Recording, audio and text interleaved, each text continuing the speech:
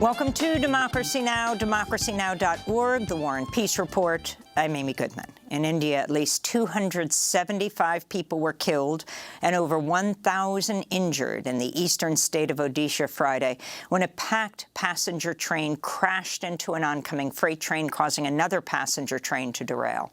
The number of victims could rise as more bodies are identified. One 55-year-old survivor witnessed her daughter perish in the disaster. My daughter got buried under bulky iron right in front of my eyes.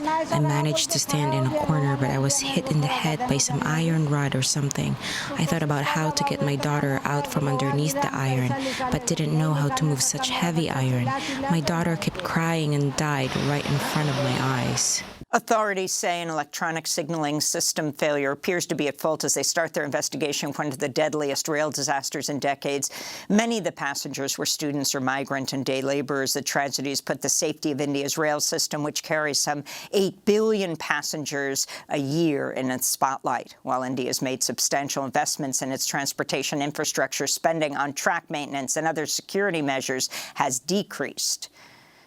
The Ukrainian military says it's moving forward near Bakhmut, which Russia claimed it captured in May after months of bloody battles. This comes after Russia said it repelled a Ukrainian offensive in the Donetsk region, killing hundreds of troops. Russia's claims have not been verified. It's not clear if Ukraine has yet launched its long-anticipated counteroffensive.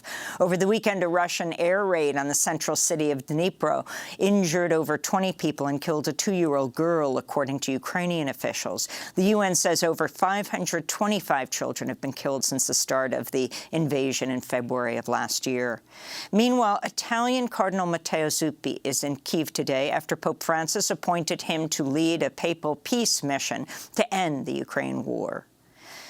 Sudan's army has brought in reinforcements as it seeks to defeat the rival paramilitary Rapid Support Forces in Khartoum. The move has raised fears of intensified fighting in Sudan's capital after a ceasefire agreement expired, leaving the two sides battling for control of a contested military base and other sites.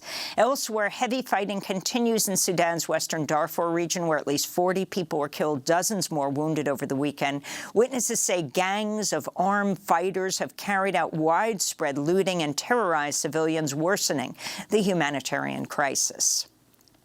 President Biden signed legislation raising the debt ceiling Saturday, averting a first-ever default on the national debt. No one got everything they wanted, but the American people got what they needed. We averted an economic crisis, an economic collapse. The deal comes after drawn-out negotiations between Biden and Republican leaders, whom Democrats blasted for taking the economy hostage to force spending cuts. The agreement cuts food assistance for hungry people and fast-tracks the frack gas Mountain Valley Pipeline while protecting tax cuts for the rich and enriching military contractors. We'll have more on this story after headlines. Interior Secretary Deb Haaland announced Friday new oil and gas leases will not be permitted on public lands in and around the Chaco Canyon National Historical Park in New Mexico. The ban will be in effect for 20 years, but only affects new leases. It comes after decades of organizing by indigenous groups, which consider Chaco Canyon a sacred site.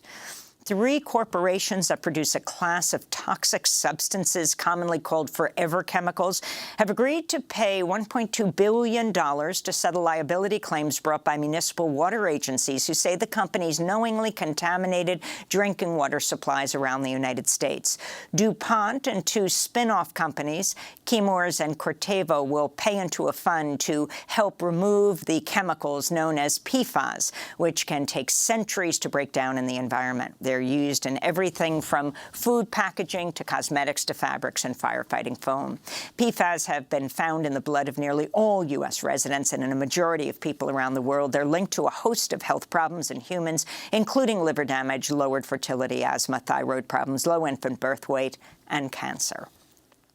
Delegates from more than 170 nations have agreed to draft the first global treaty aimed at reducing plastic waste after a week of UN-brokered negotiations in Paris. Delegates to the Intergovernmental Negotiating Committee on Plastic Pollution will review the draft agreement at their next round of talks in November.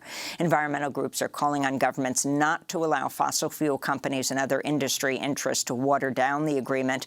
This is Samoa's delegate addressing the forum on behalf of the Alliance of Small Island States. Small island developing states inherit much of the plastic waste from all across the globe, despite our negligible contribution to the creation. These plastics wash upon our shores, threaten the livelihoods of our people, hinder our tourism and fisheries industries, among others, and suffocate our ecosystems. As stewards of the oceans and seas, we reiterate the urgent need for an agreement that is ambitious from the start, comprehensive across the whole life cycle of plastics, addresses legacy plastics in the marine environment, and one that becomes more robust over time. Saudi Arabia has agreed to cut oil production by a further 1 million barrels per day after a weekend meeting of OPEC Plus members in Vienna, Austria. The move will likely push global oil prices higher. It follows cuts of 3.7 million barrels of oil per day by OPEC Plus over the past year. The Biden administration has criticized the cuts, saying increased profits from higher energy prices could benefit Russia. In Senegal, at least 15 people have been killed after police began a crackdown on protests staged by supporters of opposition leader Ousmane Sonko.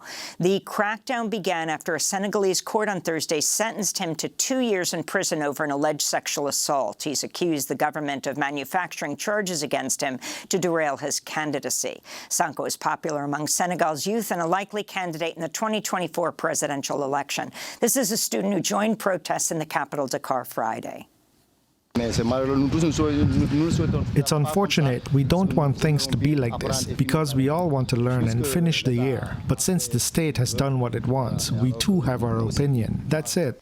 In the German city of Leipzig, dozens of people were arrested or detained over the weekend as police clashed with protesters and authorities sought to ban demonstrations following the conviction last week of an anti-fascist activist. 28-year-old Lena A. received 5 years in prison for attacking neo-Nazis. 3 others received sentences of 2 to 3 years. Activists decried the violent crackdown on protests and public assembly. It's unbelievable experiencing how repressive the state and police are against anti-fascist protesters. It's exactly the same response to climate activists, but we are standing strong together in solidarity. Back in the United States, California authorities have launched an investigation after at least 16 asylum seekers were flown to Sacramento Friday in a private jet believed to have been arranged by the state of Florida. The migrants, who are from Venezuela and Colombia, say they were promised work if they boarded the flight, but were instead dropped off in front of a church with only a backpack's worth of belongings. The group had entered the U.S. through the Texas border and were transported by bus to New Mexico, where they were put on the charter jet to California. Officials say the migrants had paperwork appearing to link the flight to Florida. California's Attorney General called the move a state-sanctioned kidnapping. Last year, officials working for Republican Governor Ron DeSantis helped coordinate similar flights, coercing dozens of asylum seekers to go to Martha's Vineyard under the false promise they'd be given jobs and housing. In more immigration news, an investigation into last month's death of 8-year-old Anadith Tanay Reyes Alvarez reveals Customs and Border Protection officials refused to call an ambulance for the girl despite her history of medical problems and even after she presented with a fever of nearly 105 degrees Fahrenheit. She'd been detained with her family by CBP for at least 9 days before she died. Her mother pleaded for help but was ignored until the young girl had a seizure and was finally taken to a hospital where she was pronounced dead about an hour later. A federal judge has ruled Tennessee's law banning drag shows as unconstitutional. The Trump-appointed judge said in a decision released Friday the legislation was overly broad and encouraged discriminatory enforcement. Tennessee's law was signed by Republican Governor Bill Lee in March and comes as part of an onslaught of attacks on the rights of LGBTQ people. On Saturday, people who attended the Pride event in Franklin, Tennessee, celebrating the ruling. This is drag performer Sia Hale. Having the answer finally delivered and that breath of fresh air and that weight off our shoulders that it's finally gone, we don't have to worry about it, is lovely. We can breathe easy for the rest of the year. There's still a fight and we still have to continue fighting. There's still other states that drag is still being criminalized that we still have to work on, but this is definitely a step in the right direction. Unionized workers at shipping ports across the West Coast, including in Los Angeles and Oakland, California, have walked off the job as union negotiations demanding better working conditions and benefits continue.